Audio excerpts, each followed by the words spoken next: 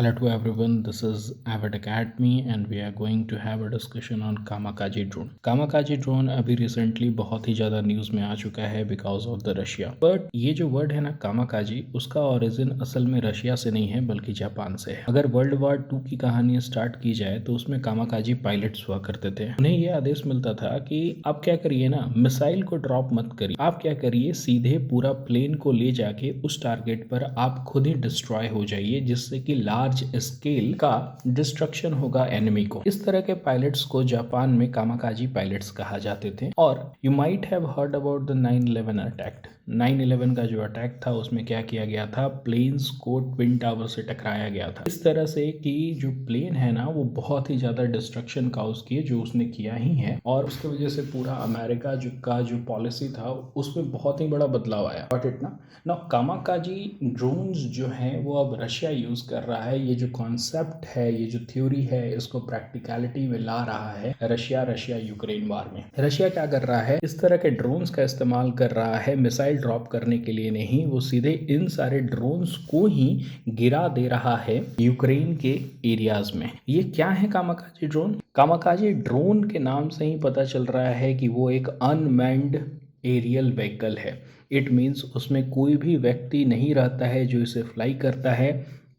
उसमें एक्सप्लोसिव भरे हुए रहते हैं और उसे हम लोग क्या कर सकते हैं, कोई भी ग्रुप ऑफ ट्रूप्स के ऊपर या फिर टैंक के ऊपर या फिर एक लार्जर एरिया में ले जा करके उसे वहां पर डाइव डाउन करके गिरा सकते हैं, जिससे कि लार्ज स्केल डैमेज होगा। इन्हें स्विच ब्लेड के नाम से भी जाना जाता है क्योंकि इनका जो विंग्स है वो ब्लेड लाइक हैं, जो कि खुल जाते हैं लॉन्च के समय। The drones have the capability of going past the traditional defense system। जो भी डिफेंस सिस्टम है उनका, क्योंकि ये इतना छोटा होता है, इतना फास्ट होता है कि इसको पकड़ना जो ट्रेडिशनल डिफेंस सिस्टम है उनके लिए बहुत ही आसान नहीं है। ओके, तो these drones are capable of defying the traditional defence and strike its target very accurately.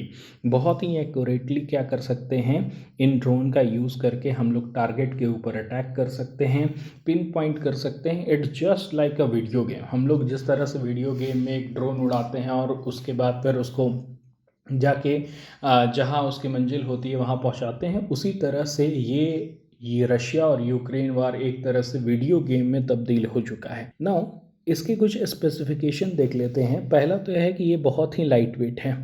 ये सिर्फ 5.5 पाउंड का होता है। इसमें स्मॉल वारहेड हम लगा सकते हैं। ये 7 माइल्स तक का टारगेट को हिट कर सकता है। We can also adjust the blast radius, कितने दूर तक हम लोग इसको ब्लास्ट करना चाहते हैं वो भी हम इसमें तय कर सकते हैं, क्योंकि हमारे पास सारा कंट्रोल है। ऑपरेटर के पास ये कंट्रोल है कि वो किस समय इसको ब्लास्ट करना चाहता है। गॉट इट ना? इससे क्या होता है, हम लोग रेडियस को डिफाइन कर सकते हैं कि कितना दूर तक हम इसका रेडियस को फैला सकते हैं। इसके अंदर बहुत सारे कैमरास लगे रहते हैं, सेंट्रलाइज्ड व्यू ऑफ एरिया और ऑपरेशन है, रियल टाइम फुटेज देता है। 63 माइल्स पर आवर के स्पीड से ये मूव करता है, जिसके वजह से ये अनडिटेक्टेबल होता है और एक बेटर वेपन है रशिया के लिए। जिसमें कि क्या हो रहा है ना, एक एग्जांपल देके हम समझा रहे हैं कि अगर इसी तरह का क्रूज मिसाइल से हमला किया जाए तो जो कॉस्ट आती है एक क्रूज मिसाइल को बनाने का, उसमें आती है कम से कम $1 मिलियन। पर अगर वही बात की जाए इस